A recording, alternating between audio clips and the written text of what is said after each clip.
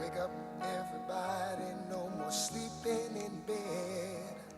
No more back thinking, time for thinking ahead.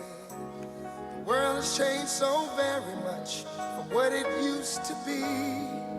There's so much hatred, war and poverty.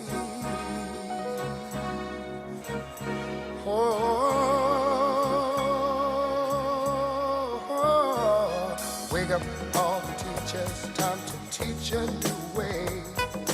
Maybe then they'll listen to what you have to say. 'Cause they're the ones who's coming up, and the world is in their hands. So when you teach the children, teach them the very best you can. The world won't get no better if we just let it be. Na na na na na na na. The world won't get no better. We gotta change it now, just you and me. Wake up all the doctors, make the old people well. They're the ones who suffer and who catch all the hair. But they don't have so very long before their judgment day. So won't you make them happy before they pass away? Wake up all the builders, time to build a new land. I know we could do it if we all lend a hand. The only thing we have to do is put it in our minds. Surely things will work out, they do it every time. The world won't get no better if we just let it be. Na na na na na na na. The world won't get no better. We gotta change it now, just you and me. Yeah. Change it, yeah, change it, yeah, just you and me. Change it, yeah, change it. Can't do it alone, can't do it alone. Need some help, y'all, y'all. Can't do it alone, can't do it alone. Yeah, yeah. Wake up, everybody. Wake up, everybody. Need a little help, y'all.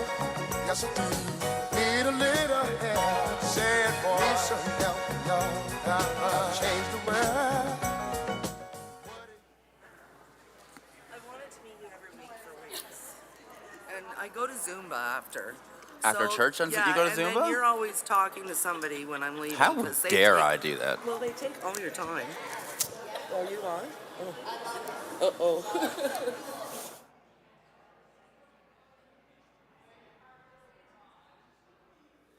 Okay, we're good. So Sorry. How do you do? My I'm name's what? Donnelly. Donnelly. Now everybody knows my name.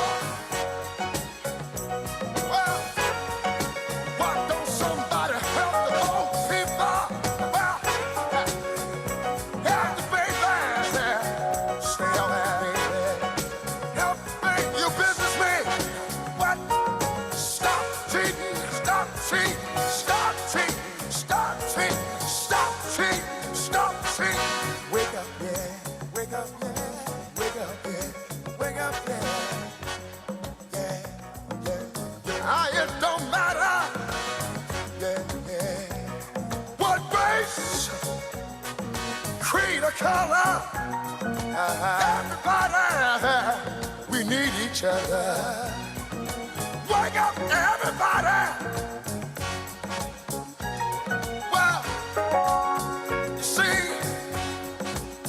we need, wake up, everybody. We need, wake up, everybody. No more sleeping in bed. No more backward thinking. Time for thinking ahead. Wake up, all you teachers, start to teach a new way. They're the ones that suffer each and every day. Teach the children, teach the baby, teach the babies, teach the children, teach the children, teach the babies, teach the children, teach the babies. They're the one who's coming out.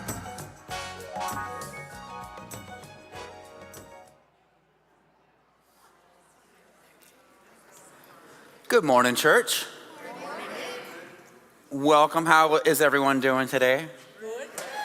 Whoa, we got some good energy there. I like that.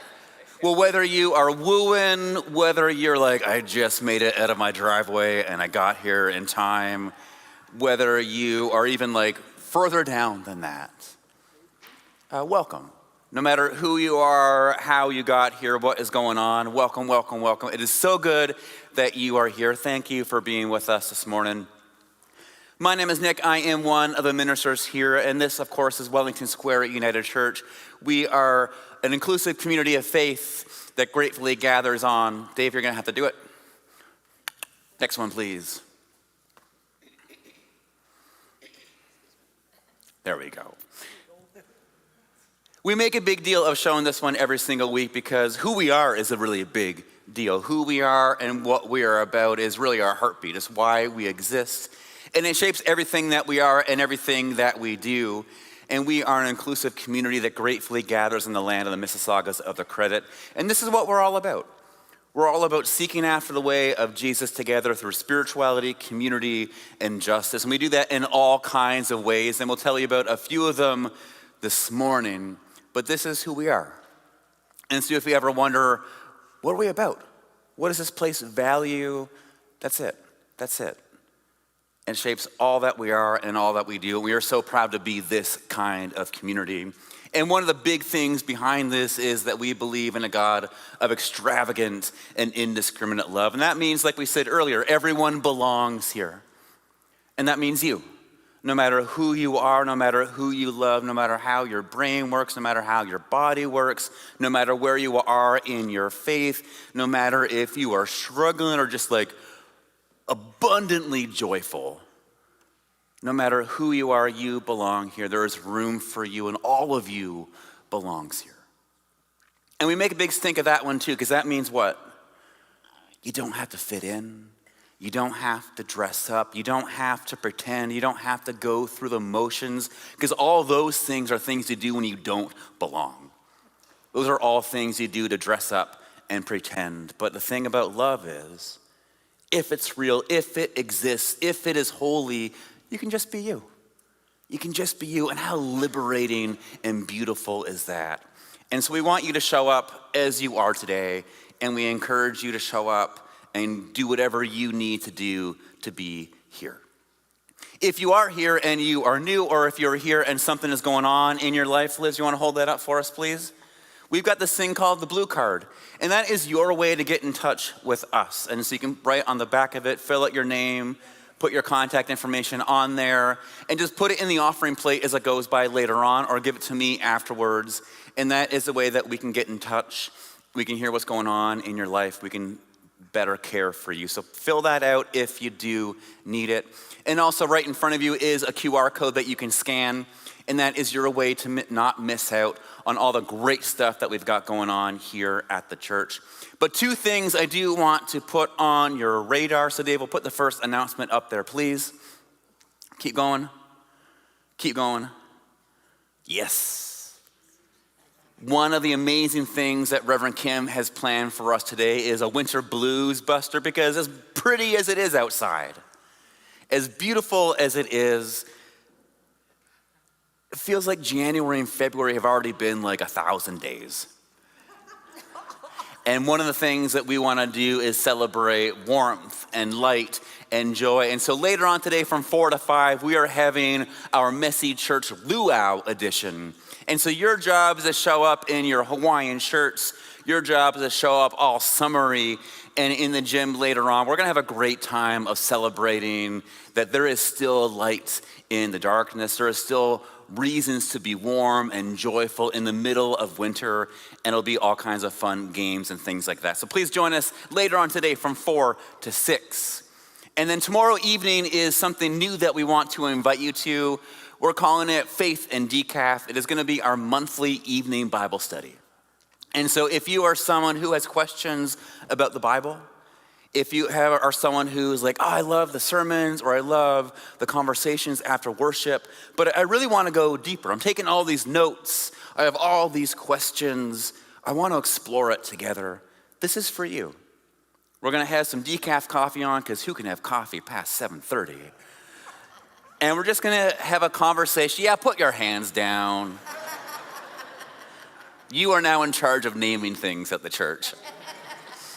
But it's really a chance not to get answers to your questions per se, but to explore them in community together and all of us gather around a table and have life-giving, good conversations.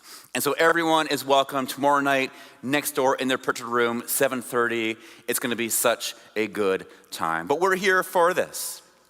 We're here for what we call our Sunday service, what we call worship. It is a chance to do that one thing that we have to do to become truly human and alive in the world, and that's connect with God, each other, and ourselves. To ask big questions about what it means to follow Jesus, to open ourselves up to grace and peace and life and joy, and let that Spirit in who changes everything. And so let's begin with this.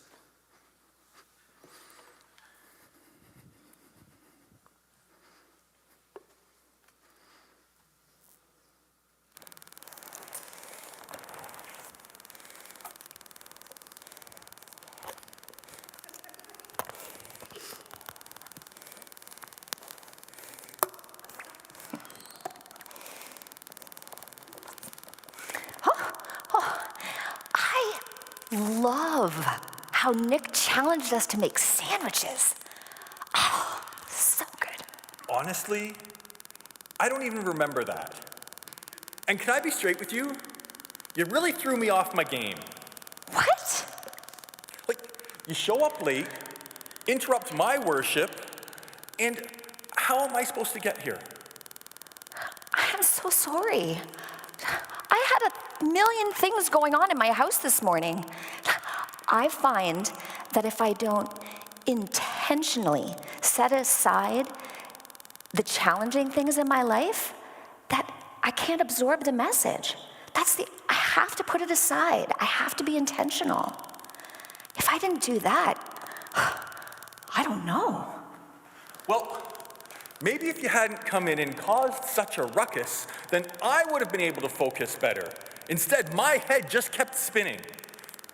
First, you show up late, interrupting us, and then I get frustrated because you're actually able to get yourself into a focused headspace, and I just can't do that because I'm so worked up. Well, something to sit with, isn't it?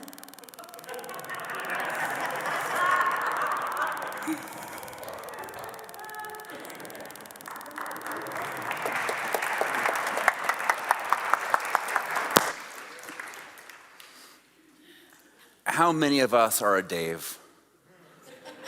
Right? We show up, there's stuff going on in us and around us, and we already kind of show up frazzled, and then we just let everyone else around us make us more and more frazzled.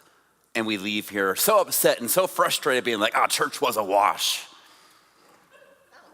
But the point of Terry Lynn's skit there, the point of what Dave was trying to show us is that how we show up for church matters. And so often we don't mention the one thing that we actually have to do to be present. And that's set an intention.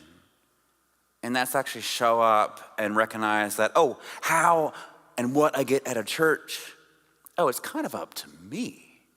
Not you, not you, not you, not the people around it, but yourself. And so what we want to do this morning is set aside a time for you to show up, for you to finish arriving, for you to set your intention and open yourself up for what God has to say to you here. This is your chance to kind of tune out what's going on around you, your chance to put down what you've brought in with you, set it aside for later, and open yourself up to God's presence, knowing it's only up to you in order to get what you need out of this.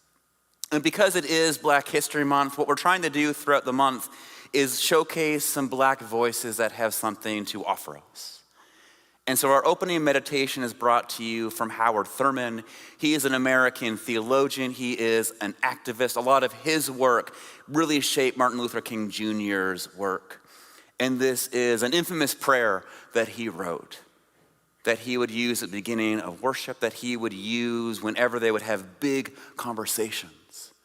This prayer that is meant to ground us and root us in God's presence and open us up, asking that Spirit to do her thing.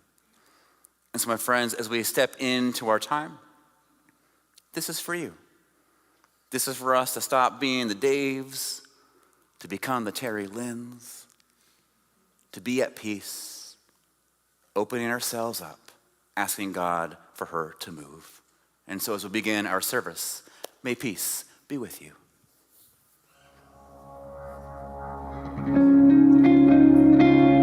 Lord, Lord, Bring it down a little bit.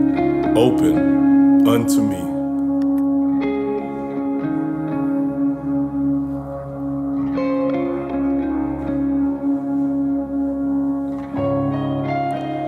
Open unto me light for my darkness.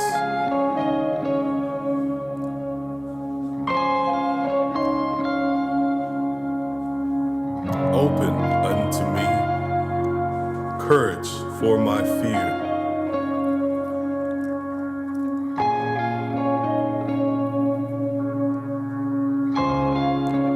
Open unto me hope for my despair.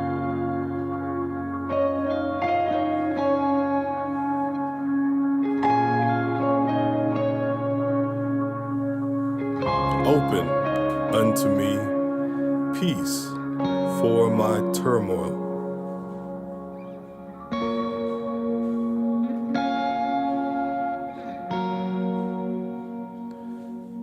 Open unto me joy for my sorrow.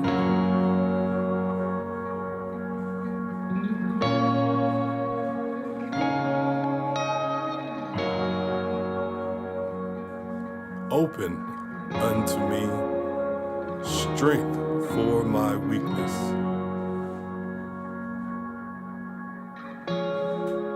Open unto me wisdom for my confusion.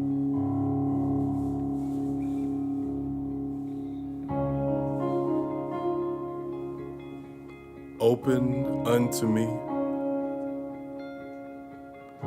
forgiveness for my sins.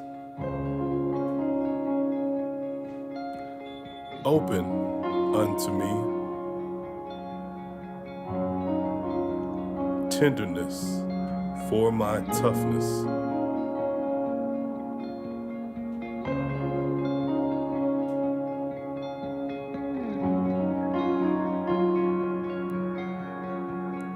Open unto me love for my hates.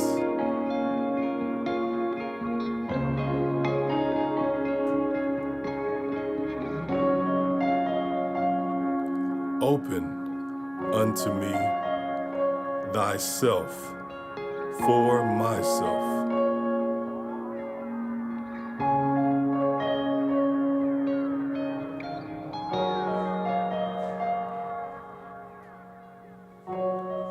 Lord, Lord, open unto me.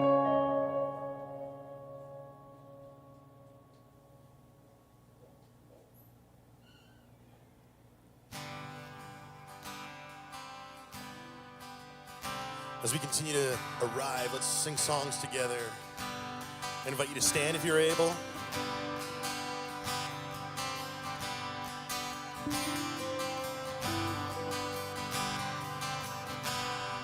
I searched the world, but it couldn't fill me. A man's empty praise and treasures that fade are never enough. Then you came along and put me back together, and every desire is now satisfied here in your love. Oh, there's nothing better than you. There's nothing better than you. There's nothing, nothing is better than you.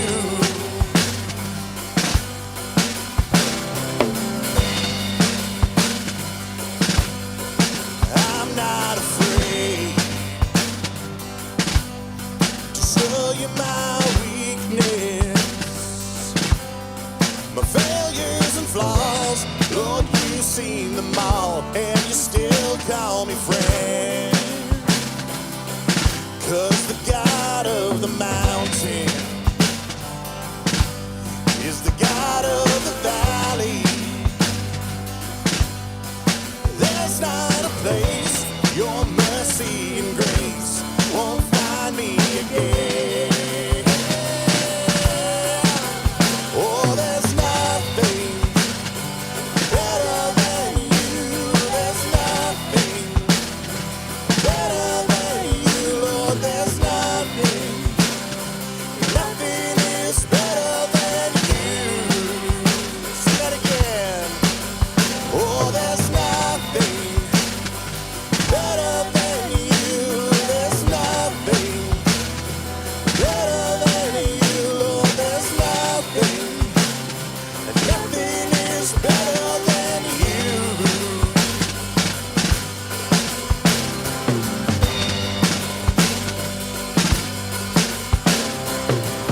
You turn mourning to dancing.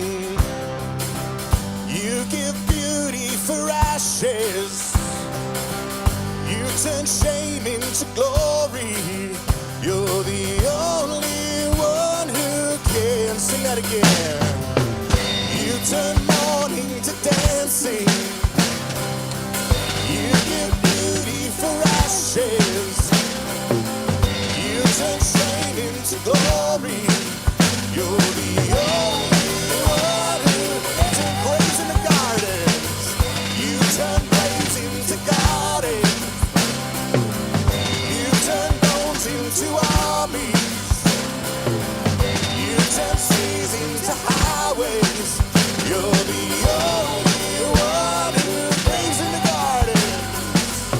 You turn graves into gardens. You turn bones into armies. You turn seas into highways. You're the only one who can. You're the only one who can. Oh, there's nothing better than you. There's nothing better than you, Lord. There's nothing, nothing is better than you. Sing that out one last time. Oh, there's nothing better than you. There's nothing better than you, Lord. There's nothing, nothing is better than you.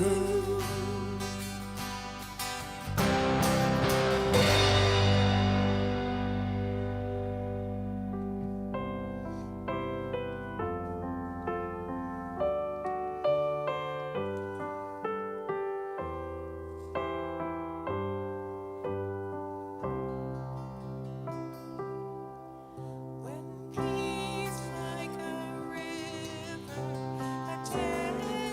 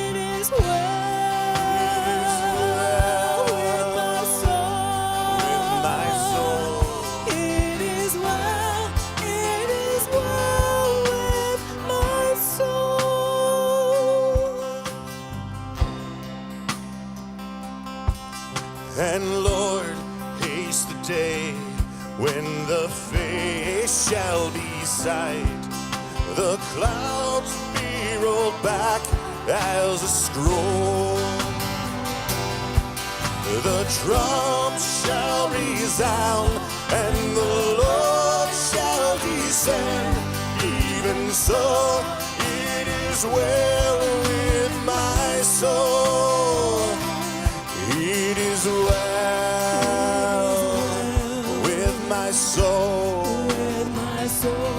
It is well, it is well with my soul. It is well with my soul. It is well, it is well with my soul.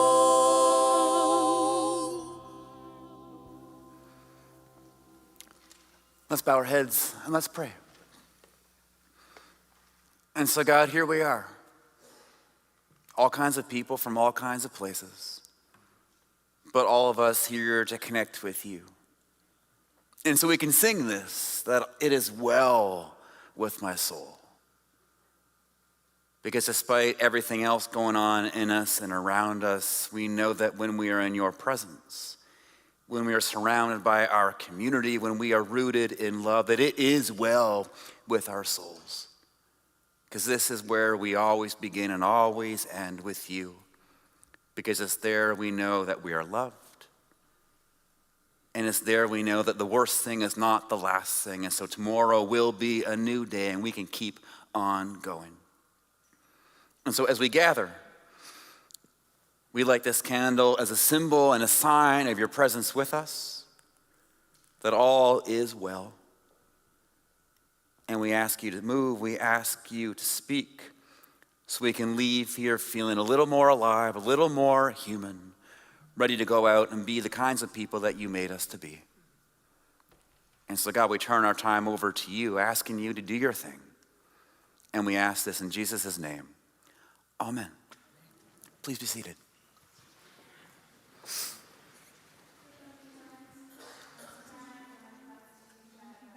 Reading with you today. And this is taken from the Gospel according to Mark.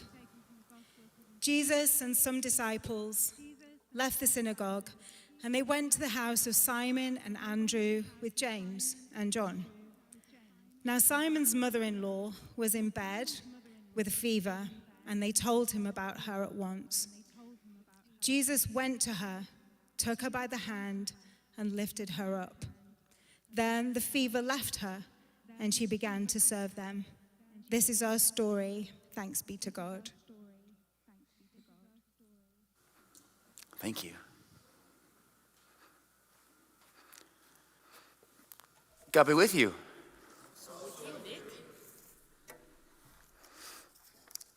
So as some of you know, I was out sick last week.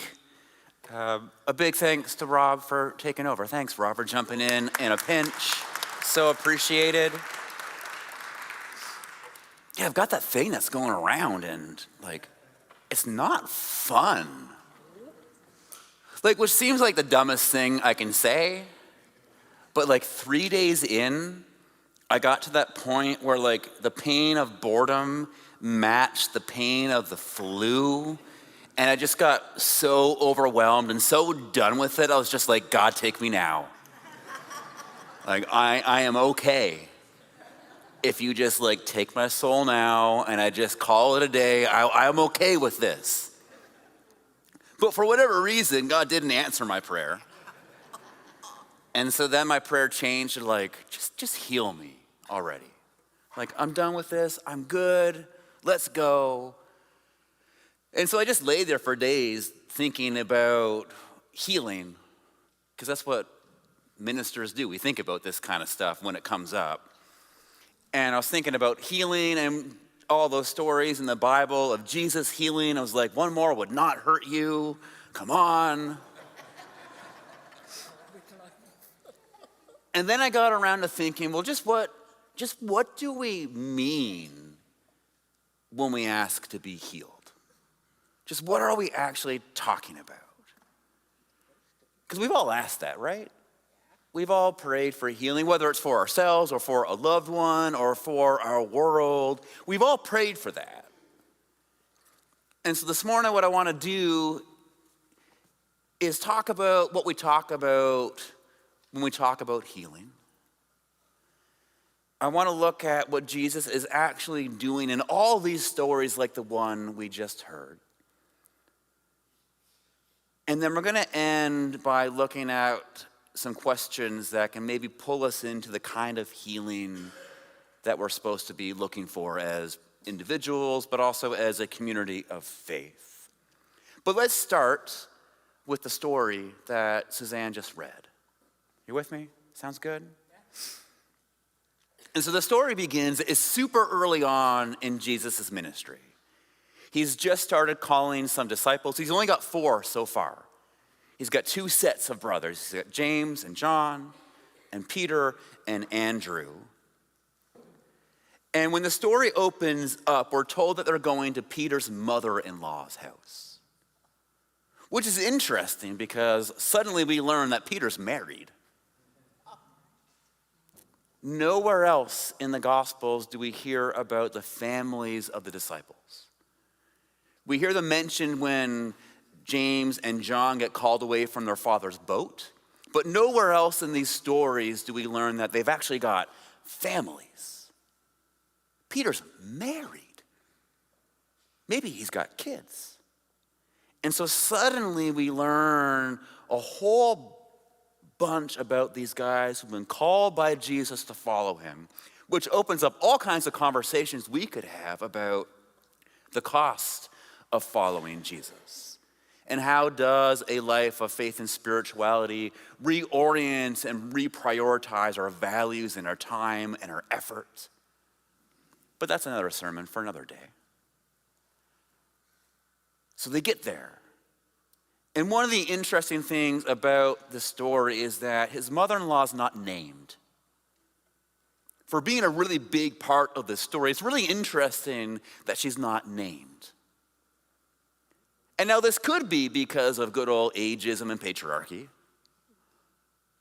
It could be a literary device where we're supposed to see ourselves in the story. Often if the character's not named, that's the writer's way to say, like, that's you. That's where you need to put yourself into this story.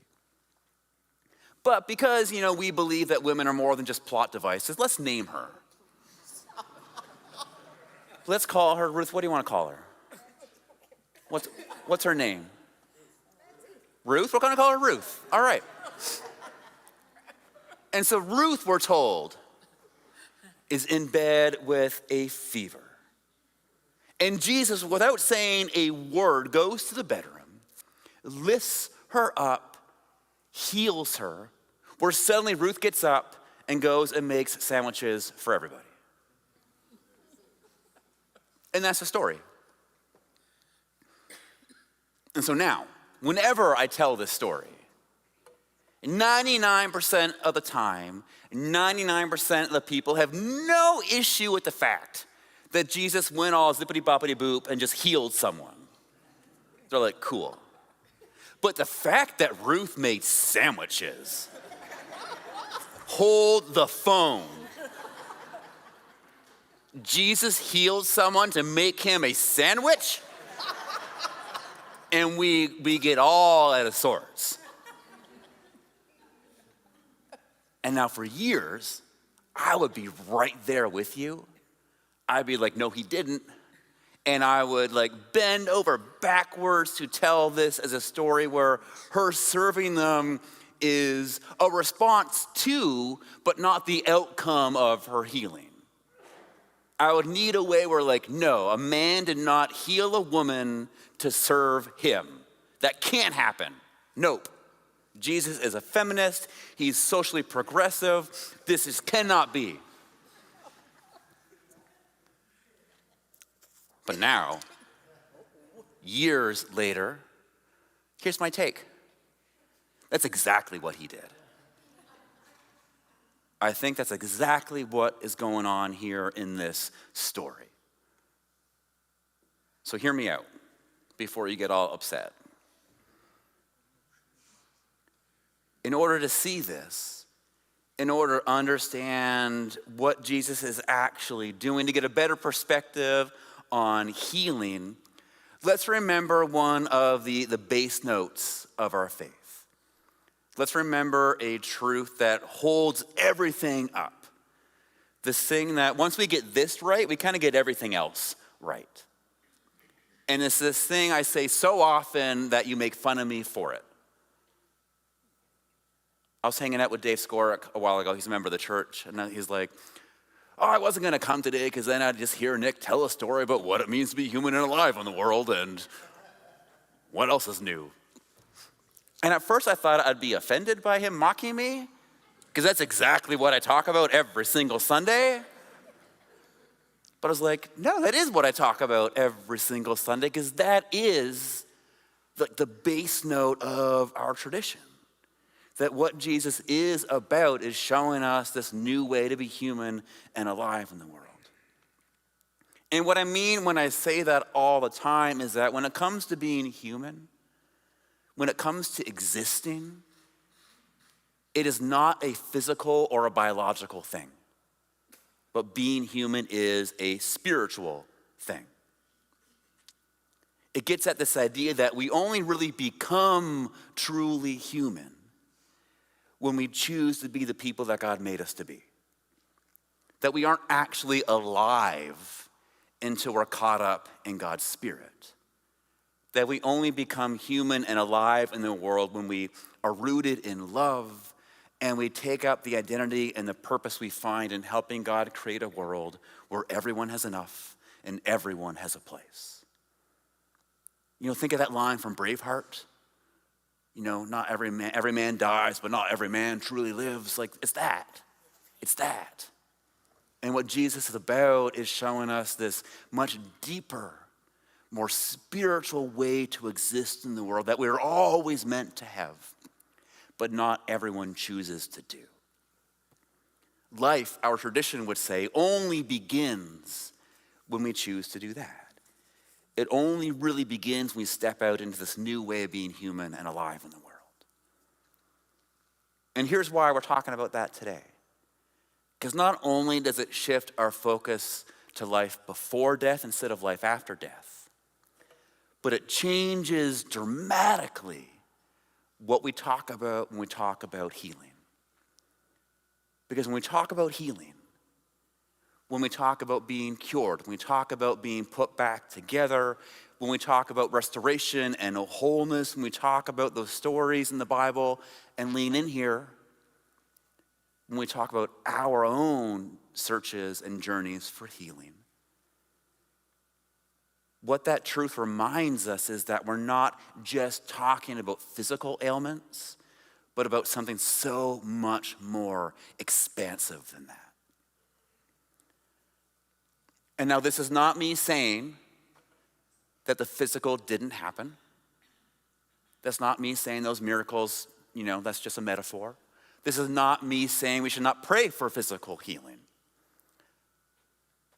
But it is me saying when it comes to healing, our scope needs to widen because we're not just talking about the physical, but we're also talking about the repair and restoration of that deeper sense of our humanity. We're also talking about the repair and restoration of the kind of world that God wants us to have. Are you with me? And what you can see in every single story of Jesus healing someone is that the physical miracle isn't actually the miracle. In every single story, he's actually repairing and restoring something so much more beautiful and so much bigger. And just to give you a taste of it, let's think of the story of the woman who's bleeding. And so the story goes, there is a woman, she's hemorrhaging blood, and she's been hemorrhaging blood for years. It's like 12 years or something like that. And she has spent all her money and all her time searching for a cure. And she's desperate and lonely and so confused. And then she goes up to Jesus and boom, Jesus heals her. Her bleeding stops, her pain stops. Amazing, gorgeous, right? But zoom out a little bit, because that's not actually the miracle. Even more beautiful from that is how she was healed from the cultural shame of being a woman. And even more beautiful than that is how her healing allowed her to be restored back into her community, back into her family. But even more beautiful than that is how that restoration back into the community made her community realize that it was worse off without her. And it made them begin to question the very system and culture that excluded her in the first place and made them call it out so that story does not happen to somebody else. And so suddenly, through that one healing of the physical, Jesus is changing and turning over the entire system that excludes and marginalizes people in the first place. Beautiful, right? Yeah, that's the healing in the healing. That's the actual miracle. Or take the story of the guy who couldn't walk and he's been laying on his mat for 40 years. And Jesus heals him and says, take your mat up and go. And the guy walks off. Yeah, beautiful. He can walk again. Amazing, great, cool. But even more beautiful is how Jesus, by saying, take your mat with you, is redeeming the guy's entire story. And saying your suffering and your pain, that's not something you should get rid of. That's not something you should leave behind, but that's actually a part of who you are. And so you need to take that story with you, and you need to tell your story, because your suffering, your pain, your journey, it matters. And that too is redeemable. That's made you who you are. So go and tell your story. Healing and a healing. He changes everything. And so what Jesus is doing here is just so brilliant when you see it. He's changing the entire scope of what we think needs to be healed. He's showing us that we need to change how we think about what needs to be healed. And he's showing us that when it comes to healing, it's never just about the physical. It's never just about the individual, but it's always about the whole. It's always about the collective. It's always about the system. It's always about changing that deeper sense of our humanity and trying to create a more just and expansive world for everyone. And once you see these stories that way, oh man, everything begins to change. They take on a whole new weight. And we can really begin to ask that question that we're supposed to ask with all these stories. Well, how is this story my story? How am I mistaking the physical for the spiritual? How do I need to widen my scope and how I look at our world? When it comes to our CFP, our community food program, for example. Oh yeah, we can change hunger, sure, let's give them a meal. Oh, but let's zoom out. Why are they there in the first place? Oh, what is going on in our world where we have to feed 200 plus people every single Friday? Why are they marginalized? How do we actually fix that connection? How do we actually fix that system? Suddenly we're actually in the work of Jesus' healing. Because it's not just about the individual, it's about the whole. It's about a deeper sense of humanity and about what's going on in our world.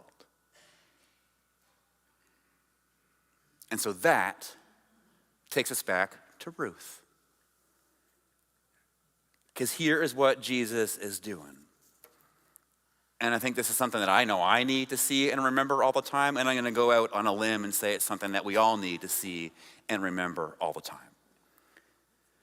Because what Jesus is doing here with Ruth is, yes, he's healing her from the flu, and the flu sucks, and it's awful, and it's gross. Yes, beautiful, amazing. But he's also up to something else. And so what else is he doing? What else is he healing? What else can you see in here? And I love it because the writers put it right in front of us. It's a thing that made us all get tripped up.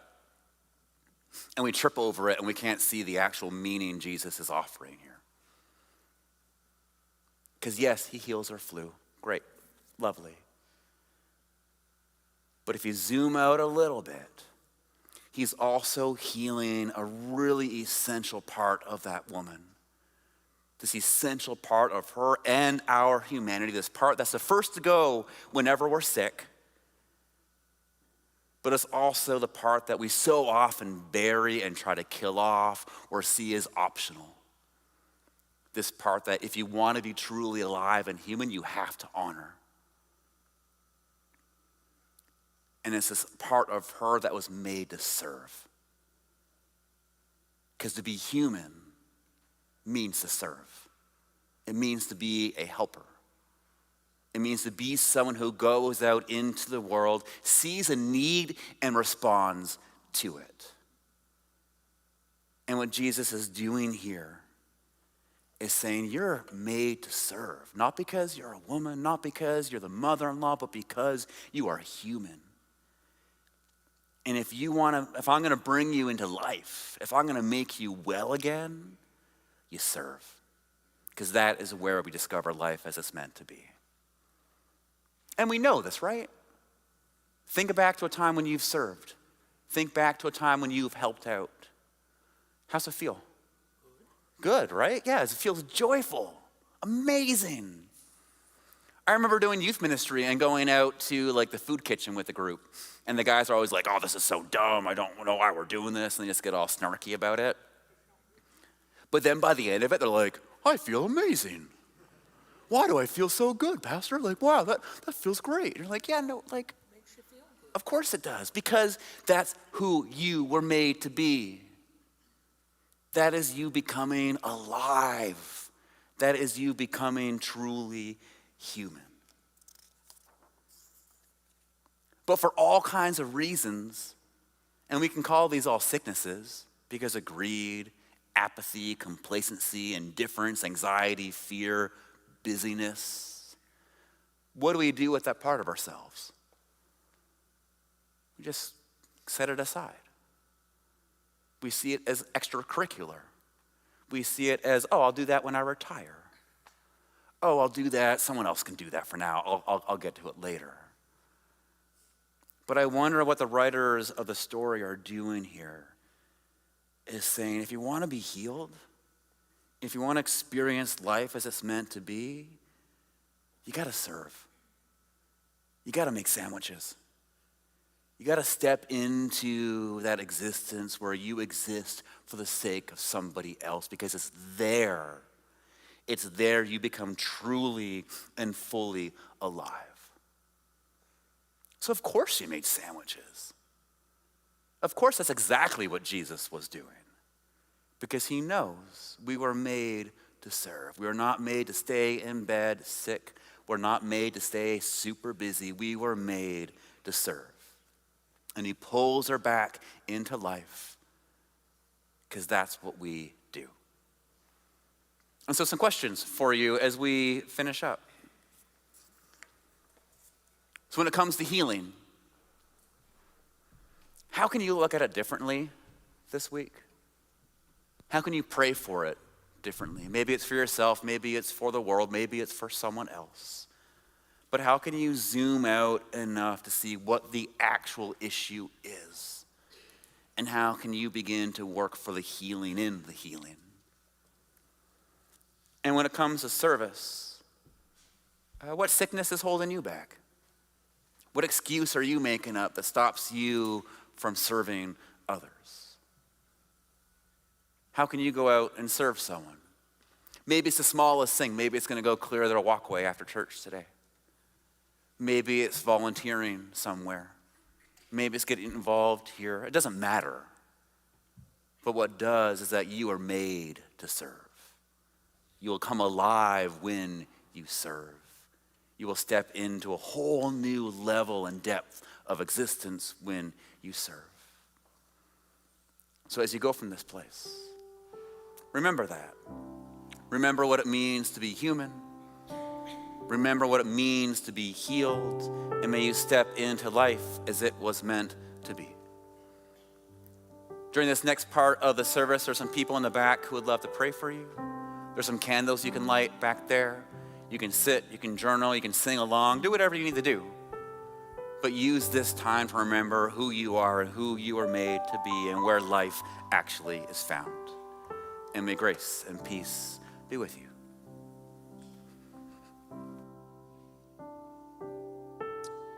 This next song,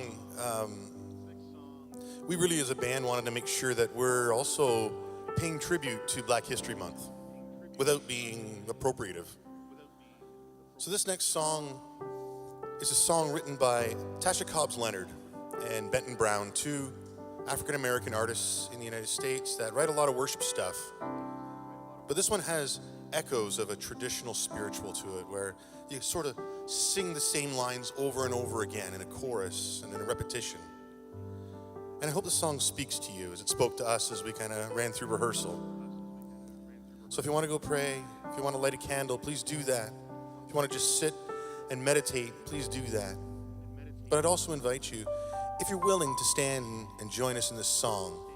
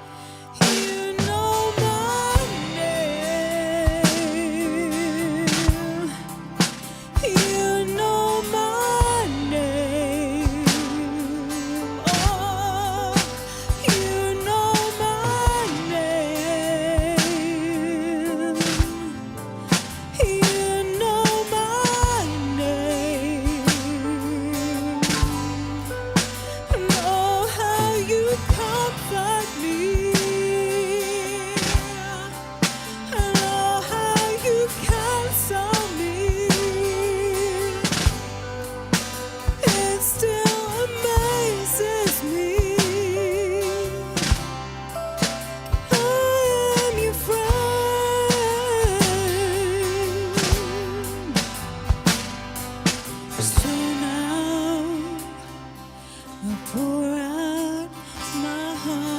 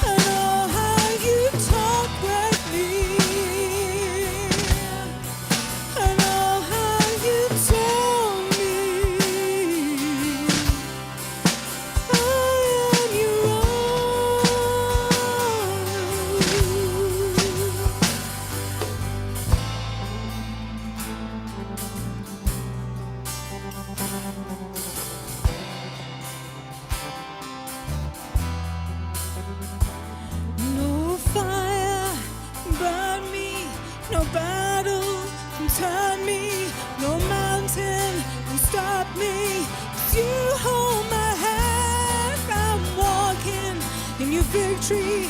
'Cause your power is within me, no giant can defeat me. 'Cause you hold my hand, no fire can burn me, no battle can turn me, no mountain can stop me. 'Cause you hold my hand, I'm walking in your victory. 'Cause your power is within me, no giant can defeat me.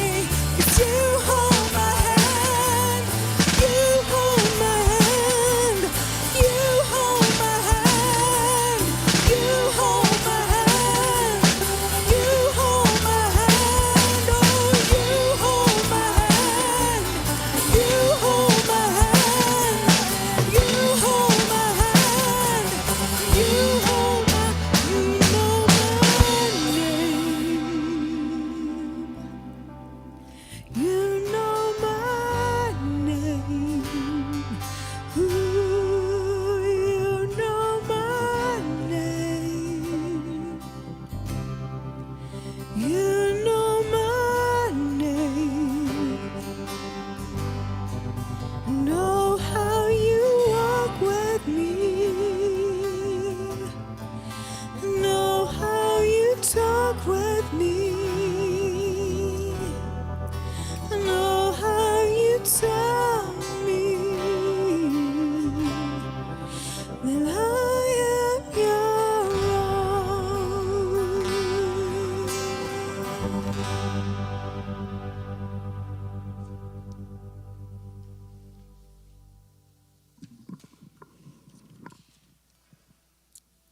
That was beautiful. Oh, check, check. There it is. That was beautiful. Thanks, band. So God knows us so deeply, right? He knows everything about us. And so one of the care things that we do around here is pray for people.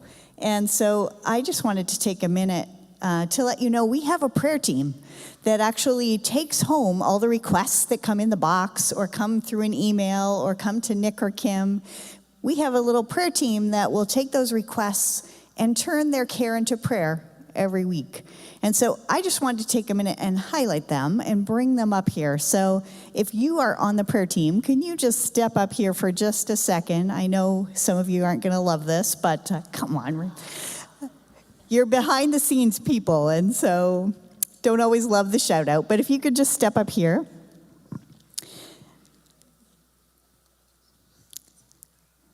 So we talk about healing, and one of the most common prayers we get asked for is healing and restoration. And so I wanted to thank you guys for your gift of care, that you care for our community in this way. And so some of our folks have these kind of tags, and that just identifies them as somebody that is willing to also pray out loud here. So some of our team is like, I'll pray at home, but I don't really want to, do that out loud. But some of our team are like, yeah, sure. And so I just wanted to let you see them because I want you to know that they're available to pray before services, after services. You can grab them. If there's something on your heart and you want to pray, know that the ones with the name tags will take it. The ones without those special name tags would be happy to write that down as a prayer request and pass it on to the team, okay? So this is our prayer team. Let's just give them a quick shout out and a thank you. Thanks, guys.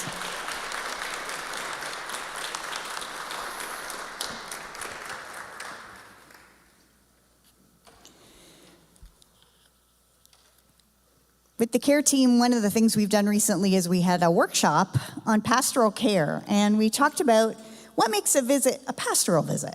And so all visits are great, right? Because they help with connection. And we know that one of our guiding values is community, and that's so important. But at the same time, we also wanted to make sure we could invite God into those moments too. And so in our pastoral visits, we wanted to make sure people felt equipped to take on those prayer requests. So if we ask the question, how can we pray for you in a visit? We wanted to equip them with a prayer guide and a way to take those requests and pray. We also wanted to make sure they could take communion into homes, because the folks that we visit often can't be here for communion and would love to have the chance to do communion. And so we just did that workshop recently. But I wanted to let you know that it's been beautiful to watch the fruit of visits and care calls. People have been doing these for years. I just stepped into this role a year ago. But what we're seeing is things like the story of Ruth. So Ruth and Bob Urbasic are this couple that used to be the singing strummers, and they used to come and do the music before the traditional service every week. The square tones at first?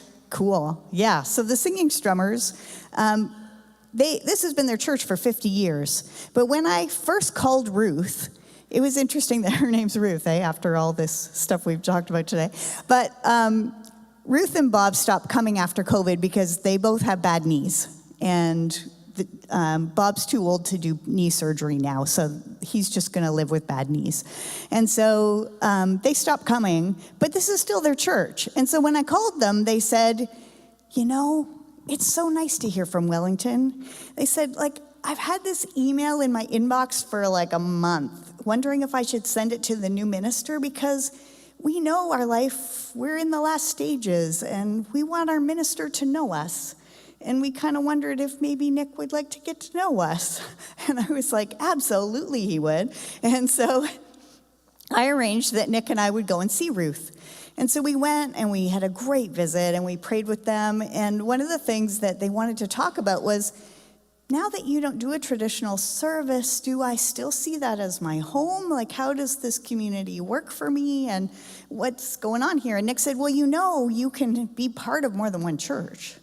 He said, absolutely, you're still part of our community. We still care for you. We still want you to be part of us. But if you find that you need to sing somewhere else or do something that's good for your heart, music is a vital part of who you are, then great. But if you need a great sermon that week, come here. If you need different pieces of what feeds you and fuels you, it's okay to attend different churches and still be part of our community. And so it was interesting how we started a path of more and more visits, more and more phone calls. And Ruth just recently, after I've been giving newsletter after newsletter every season, I keep them updated on what's happening around here. It's just a fun glimpse of what the kids are doing, what the youth are doing, what kind of programs we're running. Not so much as an invitation like our e-blast, more of a, this is your community. Let me just be newsy about it. And so after that, they decided they would come to Food with Friends. And so they actually came out to meet new people at the last week. So it's been lovely to watch how visits and connection grow, right? As we start somewhere, they grow. And so part of our value of justice is to look out for those who are lonely, the widows, the orphans. That's part of the call, right? And so at Advent, we had a wonderful delivery program where everybody on my list got a visit in 1 week. It was awesome. Yep. And so we're actually going to do a Lent delivery as well, because we have a Lent devotional going out. So with the newsletter and devotional, it's a little big to mail. So rather than mail this, we thought, okay, well, this is a chance again to have our community make a connection.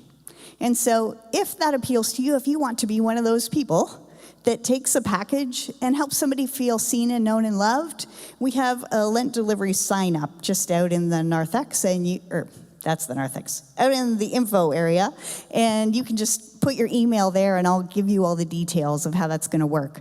The deliveries will happen the first week of March.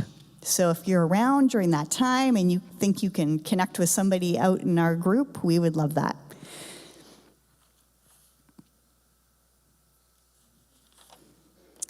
There's a care team meeting after our service today if anyone wants to join and think about what's going to go in those Lent deliveries, so feel free to join us for that. And if you love crafting with seed beads on wire, we want to make a bunch of crosses to go in those bags. So if that's you, if you love tiny little beads, come talk to me and be crafty with me, and we can chat after. So we have our offering about to be received. Our offerings are what make all these things possible.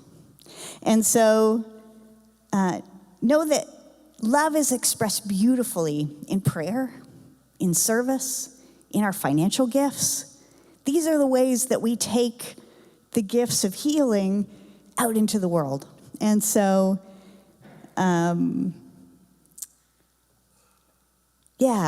those financial gifts allow the church to bring life and possibility and shine hope, peace, joy of Christ to our communities that are so in need of it. It all matters. Our offerings will now be received. Thank you.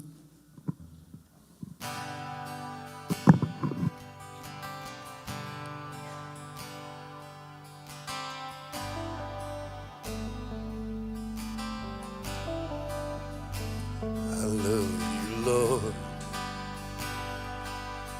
Oh, your mercy never fails me. All my days I've been held in your hands.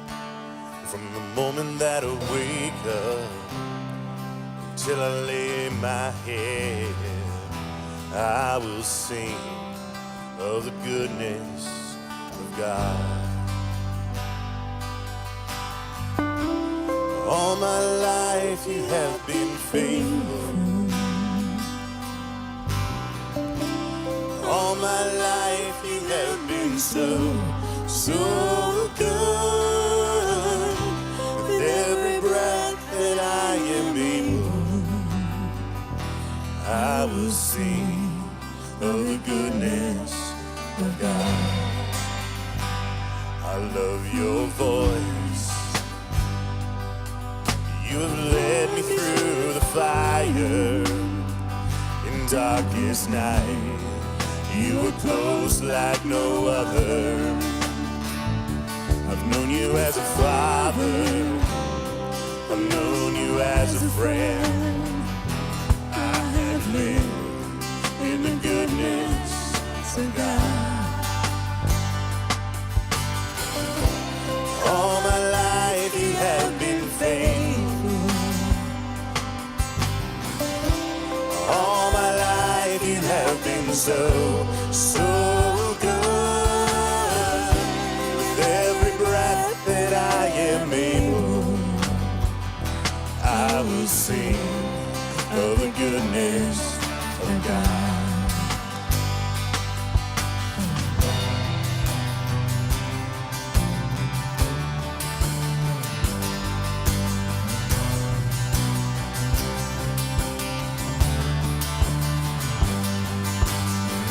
Your goodness is running after me.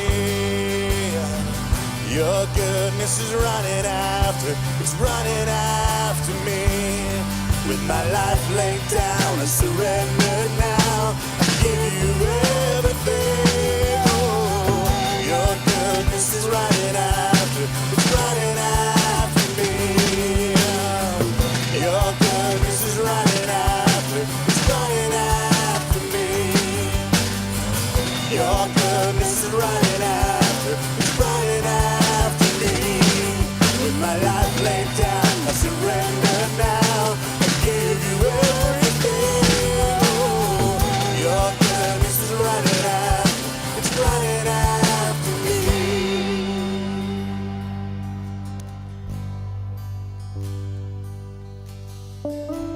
All my life you have been faithful. All my life you have been so, so good. With every breath that I am able,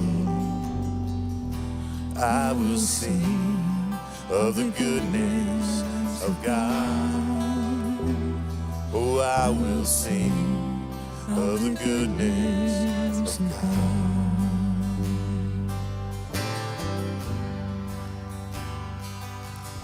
So for all the ways that you give, all the ways that you show up, all the ways you pour yourselves back into this community, thank you. Thank you, thank you, thank you for all that you are and all that you give. It matters and goes to make what God is doing in this work happen. And so may God bless the hands that gave, may God bless the hands that receive. And to this we all say, amen. Please be seated.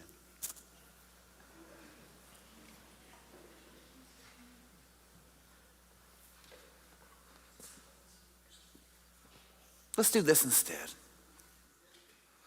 Let's change it up. One of the things that we believe here in this church is being a community means being vulnerable. It means speaking up about what's going on in us and around us. Because if we are going to be a community of love, if we are going to be a community that serves, that heals, it means being a community that asks for help. It means being a community that courageously says, hey, I'm struggling and I'm suffering and I need some prayer for this. It means, oh, I'm having such a good time over here. God is good to me and I'm celebrating this and I want to celebrate with you. And it's only when we do all of that that we can actually be a kind of community that cares for each other, be a kind of community that heals each other and serves one another. And so knowing there's lots going on in you and around you, knowing this is a safe space, I want to turn it over to you and see what prayers you have.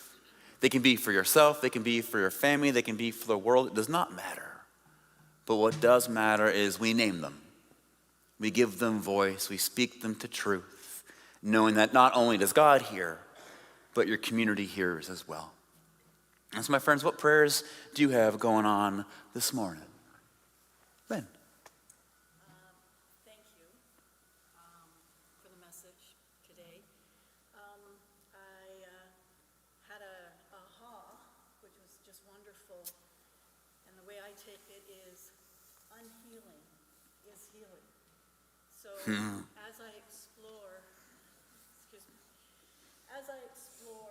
my daughter's suffering and her final passing, I look now and I can really see the healing that she brought to so many people and her message of love that has spread so far and has hit so many people, and thanks that I've got from so many people because of what she brought to their lives. So unhealing is healing, and thank you. Thank you. Thank you for sharing that. That's beautiful. And so prayers of gratitude for the ahas, prayers for seeing some beauty coming out of hard and ugly, painful things, and prayers that you can find healing through unhealing. That's beautiful. Thank you for sharing that. Yeah, Gord. Brenda, services, has a battery of medical tests coming up next week, and I know she's terrified, and she actually asked me to have us pray for her next week. Okay, so prayers for Brenda, who's going through a lot of medical treatments next week, so prayers of healing and comfort and peace for her. Yeah, thanks, Gord. Yeah. People that, elderly people, that members here that aren't able to come out to church, Yes, so prayers for people in our community who are stuck at home for whatever reason and can't come out and be a part of the community. Prayers that they know they're loved and seen and cared for. Yeah, beautiful prayer. Yeah, Rob. Just a prayer for all of us as we're in some really unsettled times, and it's very uncertain, but it's also easy to get so distracted by all of that. Yes. And so the prayer for all of us is, as Dory would say, it just keeps swimming. Sometimes hard to do, but remember the little things, celebrate the little things, and care for the people around us that we love, and be good to one another. Yeah, man, thank you. That's my prayer. Yeah, so prayers for unsettled times, but also to remember that in the unsettled times, our job is still to keep swimming forward, to recognize the joy that's around us, to do the loving, kind, right thing. And that's how we can get to something that's a bit more settled. Yeah, beautiful. Thank you for that. Let's do a couple more. Yeah. My neighbors got married. Your neighbors got married. So I'd like to pray for them for their love, devotion, and the life ahead. Excellent. So prayers for your neighbors who just got married and good and beautiful things in store for them. Yeah, great. Thank you for that. Yeah, Sheila. Prayers for thanks for all the newcomers we have in our community. I've been meeting a few of them today. So prayers for the new people who are showing up in our community. Yeah. Which is a scary thing to show up to a new church. Like, it's not an easy thing to do. So, and prayers of newcomers to Canada who are here. So prayers of our community getting bigger in all kinds of ways. Yeah, beautiful. Love it. Let's do one more. Yeah, Jan.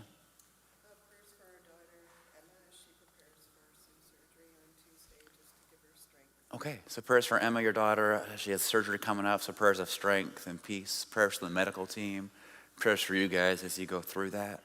Yeah, thank you. Yeah. Kathy. For my son, Nate. Prayers for your son, Nate. Just during heartbreak. Okay, during heartbreak. Yeah, absolutely. We can pray for that. And so knowing that all our prayers matter, that these prayers spoken, but also the ones that are still here, the ones that are buried deep especially, let's take some time now to just bow our heads, to put our feet on the ground, to breathe, and let's take some time to pray. God who is with us,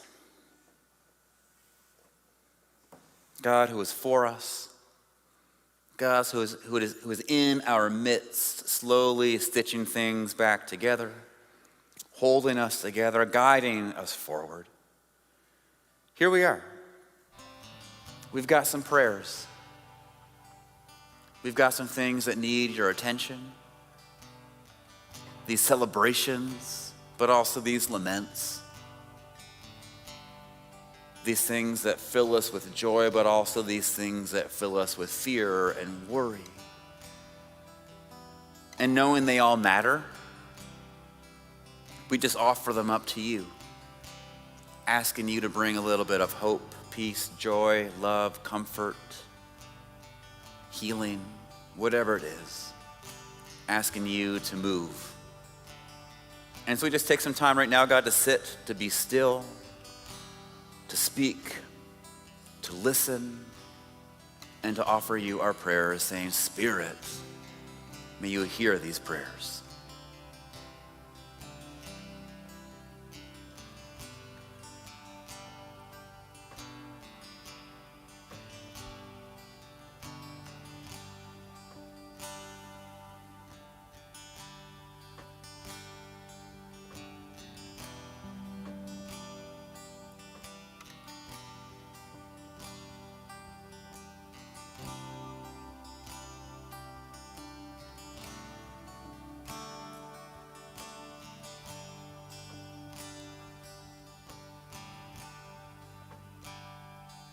And so, God, we could go on for hours. There's so much going on in us and around us. And so we pray just a general prayer that you will keep moving, that you will keep speaking, that you will keep pouring into this world and into our lives hope and love and courage and justice and peace, all these things that we need. And our prayer is also that we can go out and pour that into other people, so they can go pour that into other people. And little bit by little bit, healing happens.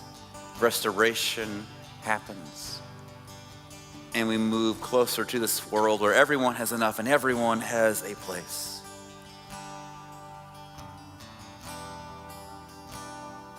And so, God, we end kind of on that note, that hopeful, courageous note of asking you to pour into us, to heal this, so we can go out and heal that, knowing that you are guiding us forward, that you are still at work. So help us to be your people. Help us to be sources of love and healing and life in the world. Help us be human as you made us to be. And we ask this in your Son's beautiful and redeeming name by saying together, Amen.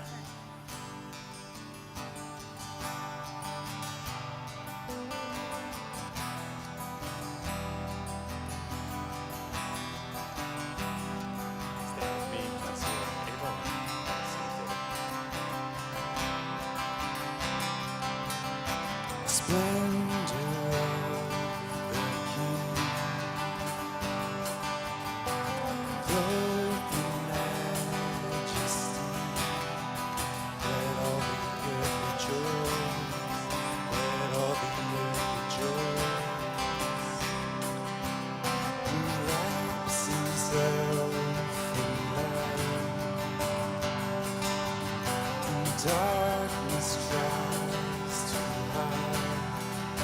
It trembles at his voice. It trembles at his voice. How great is our God? Sing with me, how great is our God? And all will see how great, how great.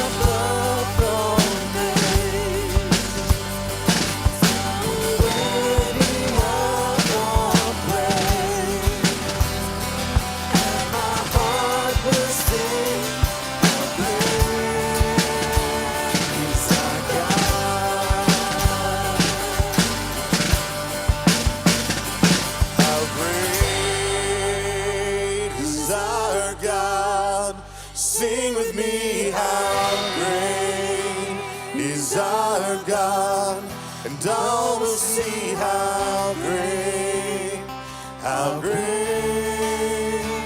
is our God.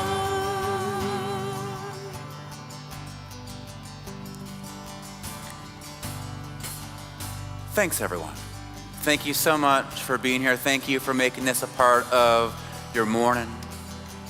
Our hope is that you leave here with something good to chew on. Our hope is you leave here feeling a little bit more alive, a little bit more put back together, so you can go out and serve. You can go out and be the kind of people that God made you to be. And so may you go in peace, may you go in love, may you go and do it loudly. To that we all say, Amen.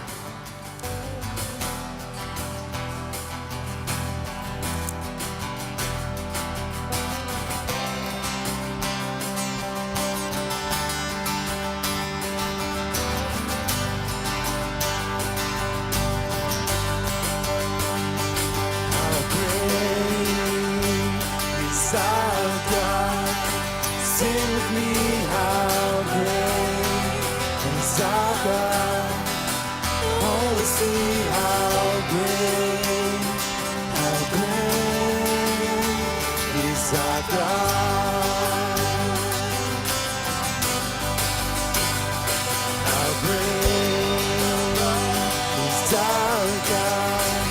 Sing with me how great is our God.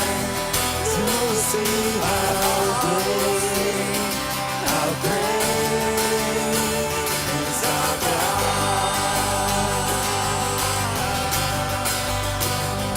How great is our God. Sing with me how great is our God. Oh, we'll see how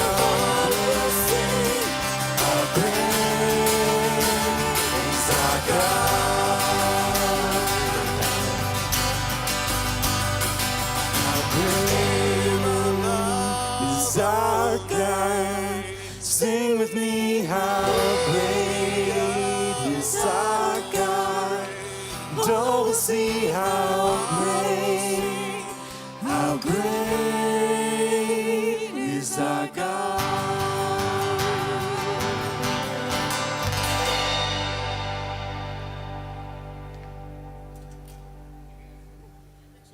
Beautiful.